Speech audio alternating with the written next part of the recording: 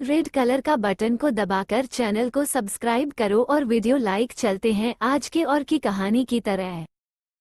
कहानी 2। भूतिया हवेली का रहस्य। गांव के बाहर स्थित एक पुरानी हवेली थी जिसे लोग भूतिया मानते थे।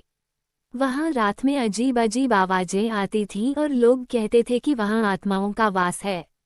एक रात 4 दोस्त राहुल, सौरभ, प्रियंका और निशा इस हवेली के रहस्य को जानने का निर्णय लेते हैं। हवेली के पास पहुंचकर प्रियंका ने डरते हुए कहा, क्या हमें सच में अंदर जाना चाहिए? राहुल ने आत्मविश्वास से कहा, हम चारों साथ हैं, डरने की क्या बात है। सौरभ और निशा ने भी हामी भरी और वे अंदर घुस गए। हवेली के अंदर का माहौल बेहद भयानक था। दीवारों पर पुराने चित्र लटक रहे थे और फर्श पर धूल की मोटी परत थी। अचानक एक कमरे से धीमी धीमी रोशनी आ रही थी। निशा ने धीमे स्वर में कहा, वहां चलकर देखते हैं। वे चारों उस कमरे की ओर बढ़े। कमरे के अंदर एक पुराना टूटा हुआ पियानो था और उसके पास एक पुरानी डायरी पड़ी थी। सौरभ ने डायरी उठाकर पढ़ना शुरू किया।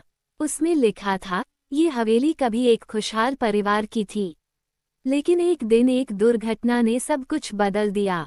आत्माएं अब भी इस जगह पर भटक रही हैं। तभी कमरे का दरवाजा खुद ब खुद बंद हो गया और एक जोरदार आवाज आई, तुम यहाँ क्यों आए हो? चारों के होश उड़ गए। राहुल ने हिम्मत बांधकर कहा, हम इस जगह का रहस्य जानना चाहते हैं। तभी एक पुरानी तस्वीर से एक छाया निकलकर सामने आ गई। वह एक महिला की आत्मा थी। प्रियंका ने कांपते हुए पूछा, आप कौन हैं? आत्मा ने दुखी स्वर में कहा, मैं इस हवेली की मालकिन हूँ। एक दुर्घटना में मेरा पूरा परिवार मारा गया और मैं अब भी यहाँ भटक रही हूँ। तुम लोग मेरी मदद कर सकते हो? राहुल ने पूछा, हमें क्या करना होगा? आत्मा ने कहा, इस हवेली में एक गुप्त कमरा है। वहाँ एक पुराना ताबूत है। उसे खोलकर मेरे परिवार की आत्माओं को मुक्त करना होगा। चारों ने हिम्मत जुटाकर गुप्त कमरे की खोज की और ताबूत को खोला। तभी एक तेज रोशनी फैली और हवेली का माहौल बदल गया। आत्माओं की मुक्ति के बाद आत्मा ने कहा, तुमने हमें मुक्त कर दिया। अब ये हवेली फिर से शांत हो जाएगी। सुबह होते ही चारों दोस्त गांव लौट आए। उन्होंने अपने साहस और हिम्मत से न केवल हवेली का रहस्य सुलझाया, बल्कि वहां के आत्माओं को भी मुक्त किया।